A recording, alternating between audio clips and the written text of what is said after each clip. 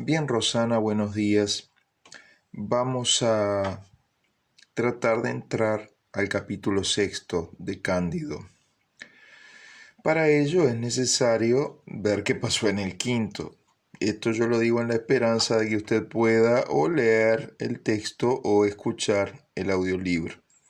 Disculpe que yo voy a ir muy lento, pero el texto tiene sus riquezas, tiene sus dobles sentidos ocultos en algún pliegue, entonces no hay que leerlo a la ligera, pero además para evitarnos líos e inexactitudes voy a ir traduciendo del francés. En el capítulo quinto nosotros vemos el terremoto de Lisboa. Llegan por barco Pangloss y Cándido. Cándido se reencontró con Pangloss en Holanda y ahí se enteró del desastre de los búlgaros y los ávaros en el castillo. Y es ahí que él cree que el joven varón y sobre todo Cunegunda están muertos. ¿Tá?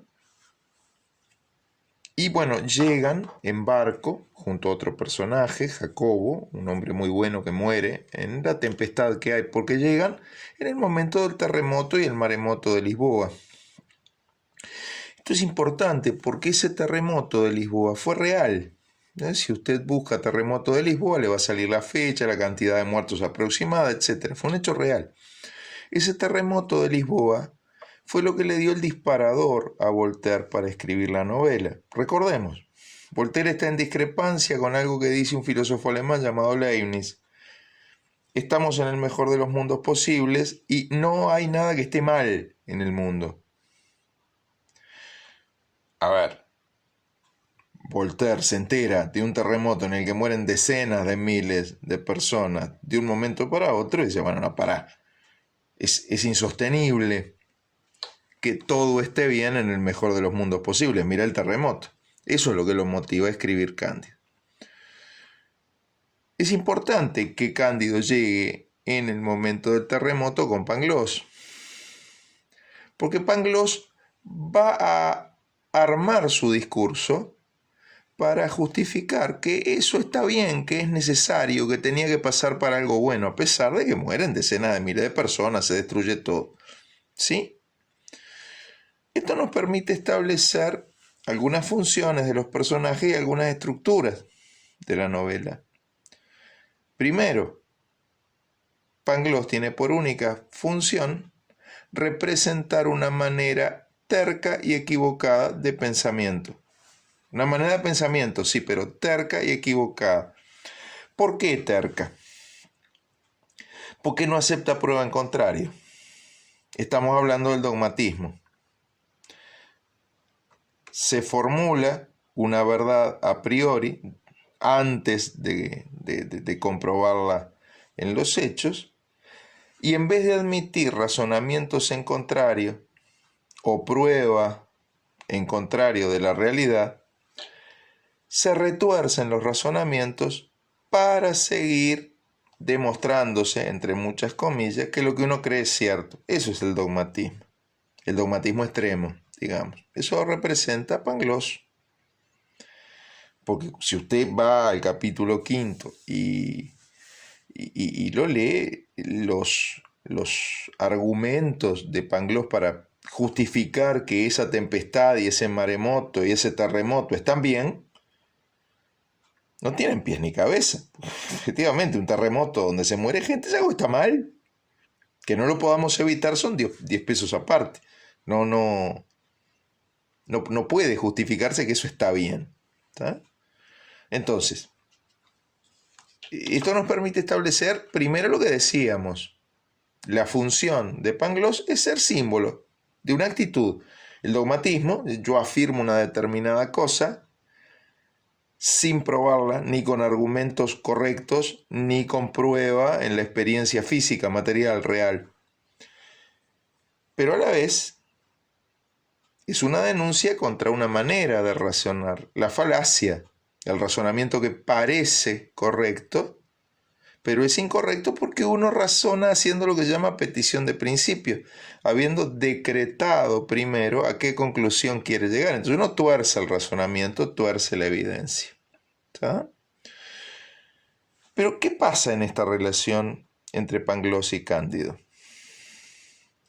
Primero, Pangloss es el maestro. De pequeño le ha dicho a Cándido, estamos en el mejor de los mundos posibles, todo está bien. Cándido cree en eso. Ahora, en la medida que vive y le van pasando cosas malas, va de a poco saliéndose de esa posición en la que está su maestro, va poniéndola en crítica a esa posición. ¿Cómo va a ser bueno que hayan matado a Cunegunda? ¿Cómo va a ser bueno que haya habido este terremoto? Pero entonces le pasa una cosa buena y de inmediato Cándido vuelve a caer en el error y decir, Pangloss tenía razón. ¿Ah? Esto nos pasa a los seres humanos. Muchas veces nos agarramos de lo mínimo posible para creer que las cosas están bien. No siempre es fácil asumir la realidad, sobre todo cuando nos es adversa. ¿Se entiende? Por esto va a pasar que Pangloss reaparece constantemente. Por ejemplo, ahora en Lisboa va a parecer que lo matan, pero después va a resultar que lo mataron mal y está vivo. ¿Por qué? Bueno, porque las ideas, incluso cuando son equivocadas, tampoco se matan. Son difíciles de exterminar las ideas equivocadas. De hecho, en Lisboa, Pangloss, en Lisboa, estoy diciendo un disparate, en Constantinopla, al final de la novela, Pangloss sigue creyendo que está en el mejor de los mundos posibles y que todo es bueno. Solo que a esa altura Cándido ya aprendió y no le da bolilla. ¿Se entiende hasta acá? Espero que sí. Reitero, por favor, no reciba pasivamente estos videos. Pregúnteme por correo electrónico todo lo que me tenga que preguntar. Entonces, en resumidas, llegan con Lisboa en terremoto. Hecho real que disparó la novela. Porque le dio argumento a Voltaire para decir no. No puede ser cierto que en este mundo todo lo que pasa sea bueno. 2. Llegan juntos, Pangloss y Cándido. 3. Pangloss argumenta constantemente, esto es para bien, este terremoto es para algo bueno, no pasan cosas malas en el mejor de los mundos posibles. ¿Qué ocurre? Ocurre que en el capítulo 5, al final, traban contacto con un funcionario de la Inquisición del Santo Oficio, una institución de la Iglesia que anda controlando que la gente no se desvíe de la doctrina católica, que en el Portugal del siglo XVIII era religión oficial de Estado. Y acá viene el gran lío. Como un real abombado, Pangloss entra a discutir con este señor, creyendo que está en una discusión intelectual honesta. Lo que está haciendo este otro es tirarle de la lengua a ver si él se desvía del recto pensamiento católico. Comprobado eso, los manda a poner presos a él y a Cándido. ¿Está?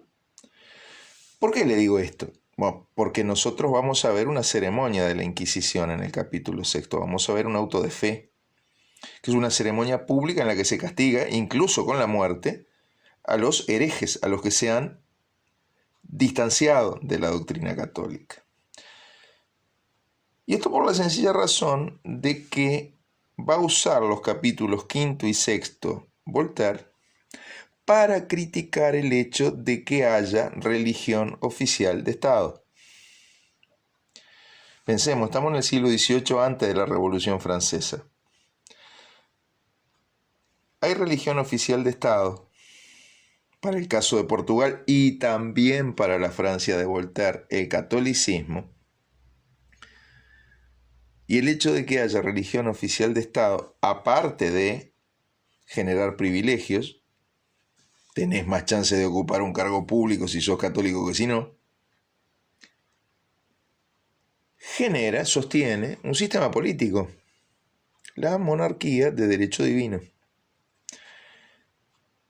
Con eso es con lo que se está metiendo Cándido en estos capítulos 5 y 6. Con eso es con lo que se está metiendo Voltaire en estos capítulos 5 y 6 del Cándido. Se está metiendo con la idea de una religión oficial de Estado, con la idea de que esa religión sea excluyente y persiga, de algún modo mayor o menor, a los que no la practican, y con la idea misma de monarquía de derecho divino. En una Francia como la que vive Voltaire, donde el rey tiene el poder absoluto, tirar esas ideas al ruedo es muy crítico de lo establecido y es muy peligroso.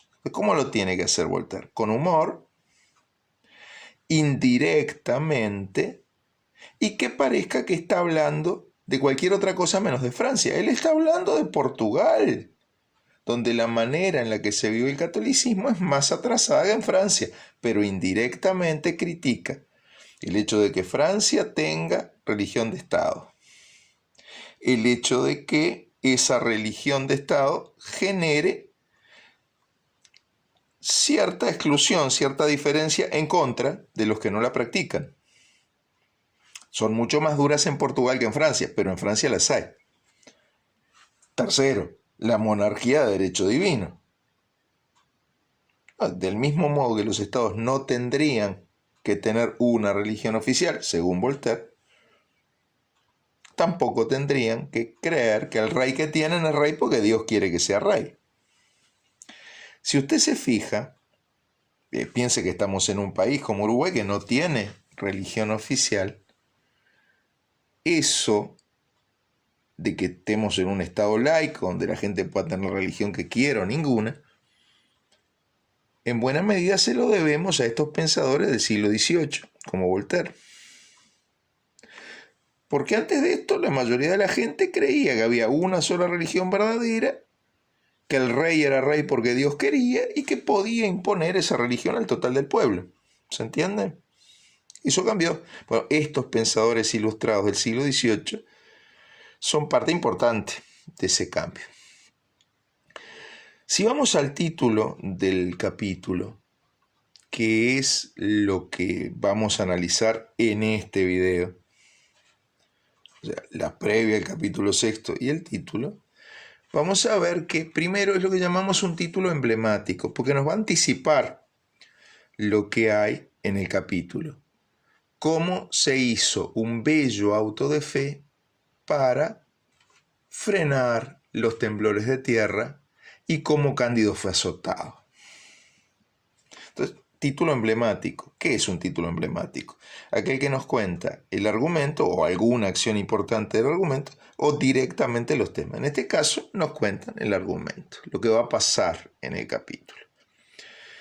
¿Qué es un auto de fe? Bueno, como yo le decía, es una ceremonia religiosa pública en la que la autoridad estatal sentencia a gente que condenó la iglesia.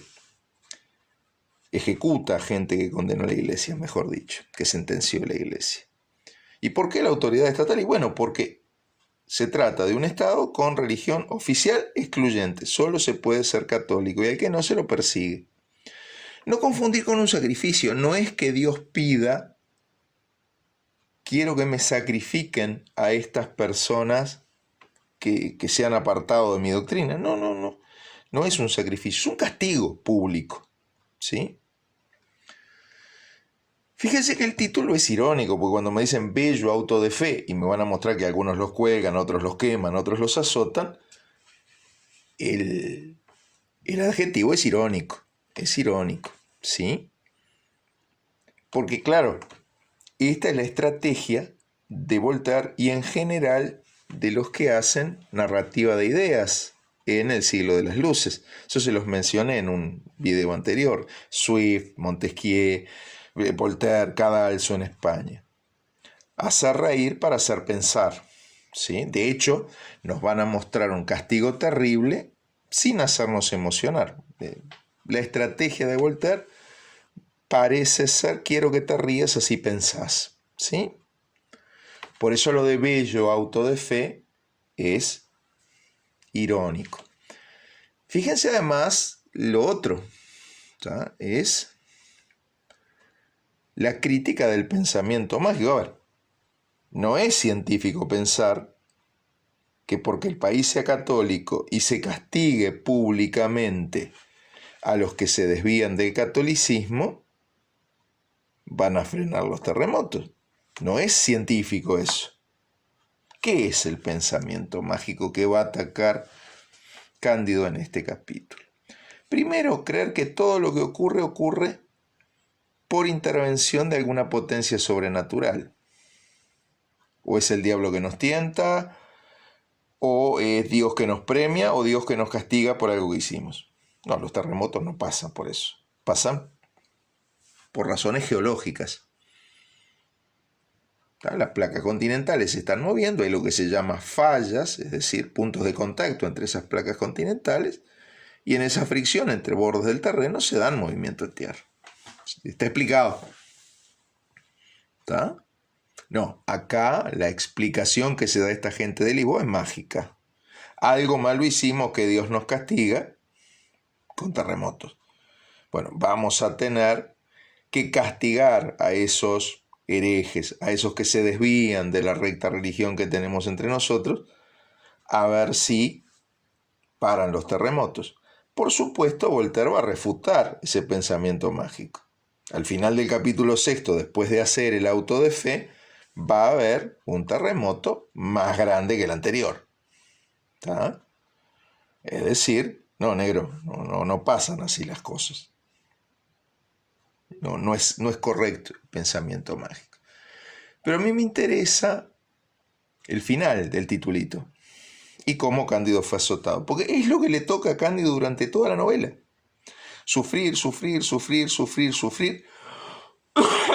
Y recién tras haber sufrido muchísimo, termina de darse cuenta de que mira, Pangloss no tiene razón. No todas las cosas que pasan en el mundo son buenas. Esto es importante, ¿no? El que Pangloss siga siempre diciendo lo mismo, pero además que aparezca y reaparezca. Si Pangloss parece en Lisboa que muere, pero resucita. Lo mataron mal. ¿Qué significa esto? Y bueno, es simple. También somos tercos en defender ideas equivocadas.